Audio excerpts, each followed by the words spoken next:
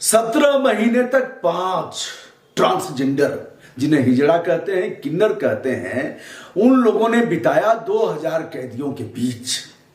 केंद्रीय कारागार में इन 5 जेंडर को, ट्रांसजेंडर को, उन पुरुष कैदियों के बीच रखा गया जो समाज से पृथक थे, आइसोलेट थे, बरसों बरसों से जिनको परिवार से जिनकी भेंट नहीं हुई थी, उनके बीच महिला किन्नर।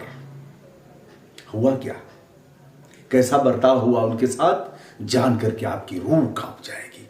आज इसी विषय पर हम वार्ता करना चाहते हैं और आप सोच करके आपको तरस आएगा और आप कहेंगे, क्या हमारे लोकतंत्र के सबसे पवित्र ग्रंथ भारत के संविधान में यही व्यवस्था दी गई है? क्या 2014 में सर्वोच्च न्यायालय का जो विनिश्चय हुआ है, तृतीय लिंगी के रूप में इन्हें मान्यता दी गई, गरिमा के साथ जीने का अधिकार प्रदान किया गया और 2018 में सुप्रीम कोर्ट ऑफ इंडिया का एक महत्वपूर्ण विनिश्चय प्रतिपादित किया गया, उसका कितना पालन होता है आज हमारे इस वीडियो में आप जानेंगे। यह वीडियो उन प्रतियोगी छात्रों के लिए भी काम का होगा जो तैयारी कर रहे हैं, यह उनके लिए भी काम का होगा जो ह्यूमन राइट यानी मानव अधिकार पर काम कर रहे हैं, यह उनके लिए भी काफी काम का होगा जो जेल की यात्रा तय करके आए हैं, यह उनके लिए भी महत्वपूर्ण काम करेगा, काफी विचारणीय होगा जो समाज में कुछ न कुछ कर रहे हैं और जिन्हें समाज की चिंता है। दोस्तों, आज हम आपको बताते हैं केंद्रीय कारागार नागपुर हम ले चलते हैं। यह जून 2019 की घटना है जब आईपीसी की धारा 302 के तहत 5 महिला किन्नर को निरुद्ध किया जाता है और उन्हें जेल में डाल दिया जाता है। चलिए, आईपीसी की धारा पर हम नहीं जाएंगे, आप इससे सभी विज्ञ हैं। 302 एक ऐसा नाम है जिससे सभी विज्ञ हैं। एक और धारा है 420, लोग बोलचाल की भाषा में कहते हैं फलाना 420, अरे यारी तो पक्का 420 है। 420 धारा है, 419, 20, 67, 67, कभी इस पर भी हम बात करेंगे, यद्यपि अधिवक्ता नहीं है, लेकिन ऐसे मामलों को हमने जिया है। जेल में नहीं गया हूं, लेकिन जेल की लड़ाइयां हमने लड़ा है। उन कैदियों के बारे में जानता हूं, तमाम सूचना अधिकार अधिनियम 2005 का प्रयोग किया है हमने। सुप्रीम कोर्ट और मानव अधिकार को लिखा है कि ऐसा हो रहा है, इस पर परिवर्तन होना चाहिए, क्योंकि हम देश के मालिक हैं। Public is state in democracy, लोकतंत्र की असली मालिक जनता है और जनता चुप नहीं रहेगी। तो दोस्तों, आइए आज हमारे साथ बनिए। इस समय हमारा 2 दिन का रेस्ट होगा, काफी चलते चलते कुछ थकान हुई है, इसलिए इस पर पहले भी हमने किया है, आज भी कर रहे हैं। आशा करता हूं आप सभी को अच्छा लगेगा। एक और निवेदन कि हमारे सब्सक्राइबर जो हमारे सम्मानित साथी हैं, उनकी संख्या इस समय 7,77,78,000 हो गई है। मिलियन के हम करीब हैं। तो यदि हमारे वीडियो आपको अच्छे लगते हो तो मैं चाहूंगा कि आप सब्सक्राइब कर लीजिए और हमें भी मिलियन की तरफ जल्दी पहुंचा दीजिए। आपके सब्सक्राइब, लाइक और आप जो शेयर करते हैं, उससे हर एक क्रिएटर का मनोबल बढ़ता है। तो गुण दोष के आधार पर हमारा यह अनुरोध आप स्वीकार करेंगे। आपका स्नेह स्रोत हमारे लिए सूखेगा नहीं। आइए हम बात करते हैं जेल के प्रवेश द्वार में जैसे ही घुसते हैं केंद्रीय कारागार नागपुर में, महाराष्ट्र में, वैसे ही इनके पर जो दृष्टि होती है उसका आभास इनको हो जाता है। यह 5 लोग हैं जिसमें किरण है, डाली है, उत्तम है, इत्यादि 2 लोग और हैं। तो इनकी दृष्टि सबसे पहले इनका सामना होता है जो आरक्षी हैं और जो जेल के अधिकारी हैं, वो ऐसे देखते हैं। घूर करके बताने की आवश्यकता नहीं, सभी जानते हैं कि किसकी दृष्टि कैसी है। एक बार हमसे विद्यालय में कहीं हम बातचीत कर रहे थे, तो लड़कियों से हमने कहा कि ऐसे किस तरह से अपना ध्यान रखना है, किस तरह से लड़ना है और किस तरह से अपना बचाव करना है। तो हमने उन लोगों ने कहा, सर अध्यापक तो सभी अच्छे, हम कैसे जान पाएंगे कि कौन कैसा है। हमने कहा, तुम्हें नहीं पता है कि कौन किस तरह से बात करता है और किसकी दृष्टि कैसी है, आप सभी को पता है, सब जानते हैं। चलिए आगे बढ़ते हैं। तो 2000 पुरुष कैदियों के बीच 17 माह 5 महिला ट्रांसजेंडर। तो यह जेंडर माने लिंग से होता है और ट्रांस का मतलब कि अलग, मतलब पृथक, आइसोलेट, अलग थलग। तो तृतीय लिंग के रूप में इन्हें मान्यता दी गई। सर्वोच्च न्यायालय का विनिश्चय 2014 में हुआ। National legal authority of Bharat संघ, इस मामले में 2014 का जो विनिश्चय है इनके लिए बहुत काम का है। चलिए अब हम नागपुर चलते हैं। पहला सामना इनका उनसे हुआ जो आरक्षी हैं। जैसे ही बड़े से गेट में इन्होंने प्रवेश किया, इन्हें पता लग गया कि हम ऐसे बाड़े में आ गए हैं जहां हमारी इज्जत, जहां हमारी प्रतिष्ठा, जहां हमारी आबरू और जहां हमारा मान सम्मान सुरक्षित नहीं रह पाएगा। घूर घूर करके देखना प्रारंभ किए। दूसरा क्या हुआ, अब हम न्यायपालिका पर भी सवाल उठाएंगे, क्योंकि सवाल उठाना हमारा मौलिक अधिकार है। हम सवाल उठाएंगे, उससे कोई रोक नहीं सकता। हम ललकारेंगे जज साहब को कि आपने किया कैसे, और जज ने अगर ऐसा किया है तो उनके ऊपर भी कार्रवाई के लिए लिखना हमारी फंडामेंटल ड्यूटी है। हम उसका पालन भी करेंगे।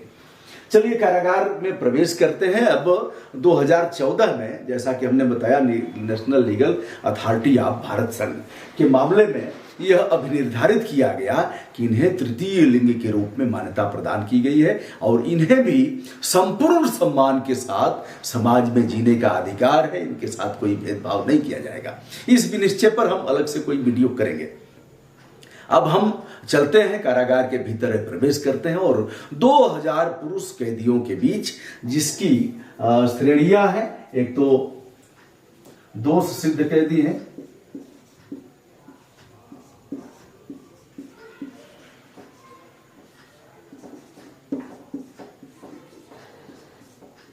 एक यह श्रेणी हो गई, और दूसरे कैदी हैं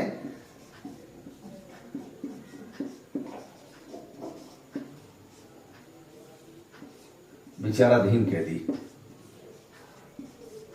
अंडर ट्रायल, जिनकी सुनवाई अभी चल रही है, और दूसरे जिनके ऊपर दोष सिद्ध हो चुका है।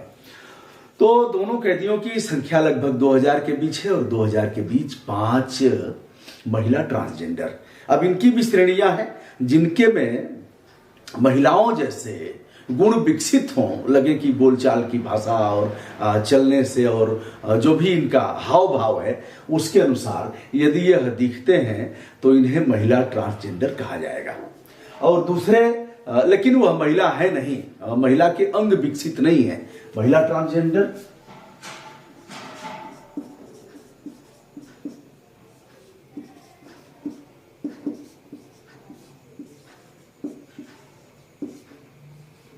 और दूसरे हैं पुरुष, पुरुष ट्रांसजेंडर। और एक तीसरे लिंग के रूप में भी हैं, जो न पुरुष है न महिला है। यह भी न पुरुष है न महिला है, दोनों के बीच की है। यह बच्चा पैदा नहीं कर सकते और बच्चा पैदा नहीं करा सकते। इनके लिंग उस तरह के विकसित नहीं है। तो तृतीय लिंग के रूप में इन्हें मान्यता दी गई। अब चलिए, जब यह बैरक में प्रवेश करते हैं क्या होता है। कारागार की दशा हमने देखा है। एक तो जब शौचालय के लिए आप, शौचालय पर्याप्त मात्रा में नहीं, किसी भी कारागार में शौचालय पर्याप्त मात्रा में न होने के कारण जो दबंग किस्म का कैदी है वह बाटल अपने पास रखेगा, क्योंकि अभी भी नल की टोटियां उनके भीतर अधिकांश जेलों में नहीं है ठीक से। तो वह बाटल अपने पास रखेगा और वही सबसे पहले जाएगा, लाइन लगेगी। यदि आपको अनुभूति है तो इसे रोका नहीं जा सकता, आप तो जाएंगे ही। एक तो शौचालय में सबसे पहले परेशानी है, दूसरे की उनके बीच वो रहेंगे कैसे।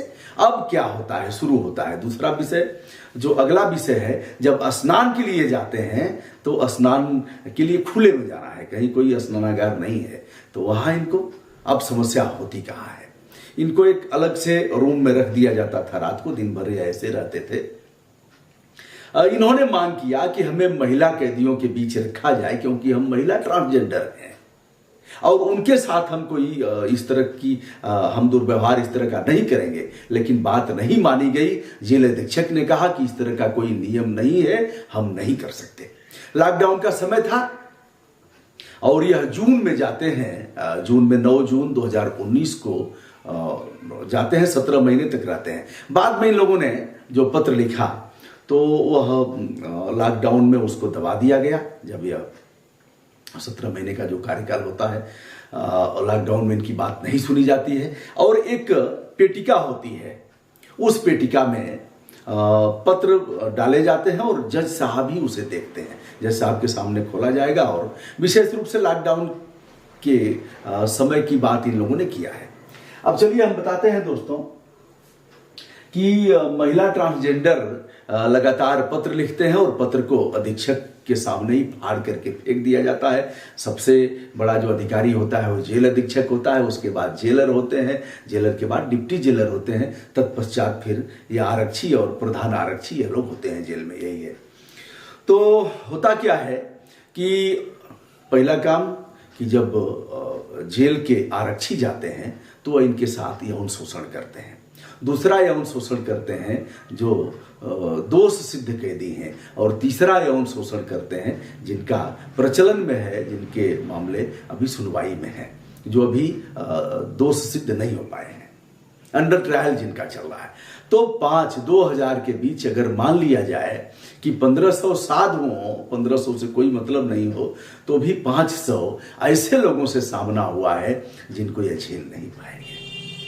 इनके कपड़े उतरवा दिए जाते थे, जैसा कि इन किन्नर लोगों ने पत्र में लिखा है, उस पत्र का भी अवलोकन हमने किया है। और सुनवाई के समय इन लोगों ने महत्वपूर्ण जो पत्र पत्रिकाओं के लोग हैं उनसे बातचीत में कहा है, वह सुन करके जान करके आपके रोंगटे खड़े हो जाएंगे।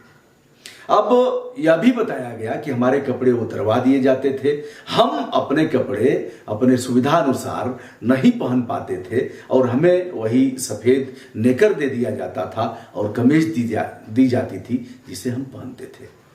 तो यह 3 श्रेणियों में इनका शोषण लगातार हुआ और इसकी कोई सुनवाई नहीं हुई। अब जज साहब क्या कर रहे थे? हमने कई बार ऐसे जो पूर्व न्यायाधीश हैं, वर्तमान न्यायाधीश हैं, उन लोगों से हमने बातचीत भी किया। आप भी समाचार पत्रों में इसे पढ़ते होंगे कि जज साहब गए, जेल में निरीक्षण किया और जेल में मोबाइल पाई गई, यह पाया गया, वह पाया गया। जब जज साहब जेल में जाएंगे तो उसके साथ प्रशासनिक अधिकारी भी जाते हैं, पुलिस अधिकारी भी जाते हैं। जिला जज स्तर का अगर न्यायाधीश जाएगा तो उनके साथ डीएम जाएंगे, उनके साथ पुलिस अधीक्षक जाएंगे, जैसी भी व्यवस्था हो जिन जगह। और अगर उसके नीचे के जज साहब जाएंगे, मजिस्ट्रेट जाएंगे, तो उसी अनुसार एसडीएम जाएंगे, डिप्टी एसपी जाएंगे, ये लोग भी साथ में रहते हैं। जज साहब लोग उस पत्र पेटिका को खुलवाएंगे और उसका अवलोकन करेंगे। अपने कैदियों को लोग देखेंगे, जिला जज जाएगा तो समूचे कैदियों को देखेगा, लेकिन जिन जज साहब के आदेश से जो कैदी बंद है उन कैदियों से वह बातचीत करते हैं, उनसे जानने का प्रयास करते हैं कि आपको कोई दिक्कत, कोई परेशानी, खाना पीना कैसा। और शासन ने जेल बिस्तर चमचों को मैं फिर से दोहरा रहा हूं, जिसकी भी सरकार होती है, पहले के वीडियो में भी हमने बताया कि उपभोक्ता संरक्षण अधिनियम 1986, कंज्यूमर प्रोटेक्शन एक्ट 1986 में जो सदस्य नामित किए जाते हैं वह इन दलों के कार्यकर्ता होते हैं जिनसे उपभोक्ता मामलों का कोई लेना देना नहीं होता। वह जानते भी नहीं कि कंज्यूमर प्रोटेक्शन एक्ट की धाराएं क्या है, कब बना, किसके लिए बना और कौन लोग इसमें अपील कर सकते हैं, अपील करने का तरीका क्या है, यह नहीं जानते। लेकिन अच्छा मानदेय इनको मिलता है, प्रतिदिन का इनको अच्छा पैसा मिलता है और कुछ घंटे जाकर के बैठते हैं। तो इनके कार्यकर्ता नामित किए जाते हैं। कार्यकर्ताओं को नामित करो, मैं मना नहीं करता, लेकिन ऐसे लोगों को नामित करो जिनकी उस मामले में अभिरुचि हो, जिनकी शैक्षिक योग्यता स्तर की हो और ऐसे मामलों को ठीक से वह परीक्षण कर सकें, परिशीलन कर सकें और अपना योगदान कर सकें। लेकिन कोई भी दल हो ऐसा नहीं करता। अब चलिए हम फिर चलते हैं। कपड़े उतरवाना, मुर्गा बनवाना, खुले में स्नान करवाना, अंदरूनी अंगों को स्पर्श करना और उनके साथ यौन हिंसा करना, यह इतना कुछ हुआ है जिनको जान करके आप कांप जाएंगे। जज साहब कर क्या रहे थे? जज साहब आपका दायित्व था कि आप इन महिला जो ट्रांसजेंडर हैं इनके साथ आप वार्ता करते, इन्हें अलग बैरक में रखते, इनकी आप सुनवाई करते, लेकिन ऐसा कुछ हुआ नहीं। इस मामले पर मुझे उम्मीद है नेशनल ह्यूमन राइट कमीशन, जिसका अध्यक्ष होता है सर्वोच्च न्यायालय का जो चीफ जस्टिस ऑफ इंडिया रहेगा, वही नेशनल ह्यूमन राइट कमीशन यानी राष्ट्रीय मानव अधिकार आयोग का अध्यक्ष होगा, वह इसका संज्ञान लेगा। मुझे उम्मीद है कि इस मामले का स्वतः संज्ञान भारत का सर्वोच्च न्यायालय लेगा और इस पर इनको पनिश करेगा। इनको दंड का प्रावधान करेगा। एक और मामला है जिसका उल्लेख हम करना चाहेंगे। 2018 में यह सर्वोच्च न्यायालय का विनिश्चय है। इसको भी हम नवतेज सिंह जौहर बनाम भारत संघ, इसमें भी कहा गया है, और इसमें जो उभयलिंगी हैं उनके बारे में भी कहा गया है, और जो इस तरह के महिला जेंडर से लेकर के पुरुष जेंडर हैं उनके गरिमा की बात की गई है, और संपूर्ण सम्मान के साथ इन्हें जीने और समस्त योजनाओं में इनको भारत सरकार और प्रदेश सरकार की समस्त योजनाओं में इन्हें प्रगतिशील सिद्धांतों के आधार पर जीवन जीने के अधिकार को प्रतिपादित किया गया है। इस पर हम कल अलग से कभी बात करेंगे। तो यह रहा भैया नागपुर के केंद्रीय कार्यालय में जो इनके साथ हुआ है, इसे जान करके आप कांप जाएंगे। किस तरह से संविधान के जो मौलिक अधिकार हैं उसका मखौल उड़ाया गया है, और केंद्रीय कारागार की ऊंची ऊंची चारदीवारी और मोटी मोटी जो दीवारें हैं उसमें इनकी चीख दब कर रह गई। दोस्तों, क्या आप चाहते हैं कि ऐसे लोगों पर कार्रवाई हो? जेल अधीक्षक से लेकर के और जो जेल के जेलर हैं, जो डिप्टी जेलर हैं, जो लोग जिम्मेदार हैं इसके लिए, और स्वयं जिस जज साहब के आदेश पर वह महिला ट्रांसजेंडर कारागार में, केंद्रीय कारागार में 17 महीने तक इस तरह से अमानवीय व्यवस्था के तहत जिनकी चीख दबकर रह गई, क्या आप चाहते हैं कि उस जज साहब पर भी कार्रवाई हो? यदि हाँ, तो हाथ पर हाथ रख करके चुप रहना देश की सेहत के लिए अच्छा नहीं है। इस मामलों पर क्या आप सोचते हैं कि मुख्यमंत्री कार्रवाई करेंगे? क्या आप सोचते हैं प्रधानमंत्री जी इस पर कार्रवाई कराएंगे? क्या आप सोचते हैं कि जो कारागार मंत्री हैं इस पर कार्रवाई करेंगे? कारागार मंत्री तो ऐसा ही होगा जो यस मैन होगा, सर करेगा। क्या आप सोच रहे हैं प्रमुख सचिव कारागार इस पर करेगा? क्या आप जानते हैं कि महानिदेशक कारागार इस पर कार्रवाई करेगा? सब एक ही चट्टे के बट्टे हैं। कार्रवाई तभी होगी जब आप उठ खड़े होंगे, क्योंकि देश के असली मालिक हम हैं, देश की असली मालिक जनता है। आज के दिन इतना ही, आगे फिर मैं बताऊंगा ऐसे तमाम विषयों पर मैं आपके समक्ष प्रस्तुत होऊंगा। मनुष्य हूं, स्वाभाविक है गलती होना। अगर गलतियां होंगी तो आप इसके लिए हमें सचेत करेंगे, हमें सुझाव देंगे, और हमें डांटने का भी अधिकार है, किंतु गाली गलौज करके नहीं। विनम्रता के साथ हमारा नमस्कार स्वीकार करें।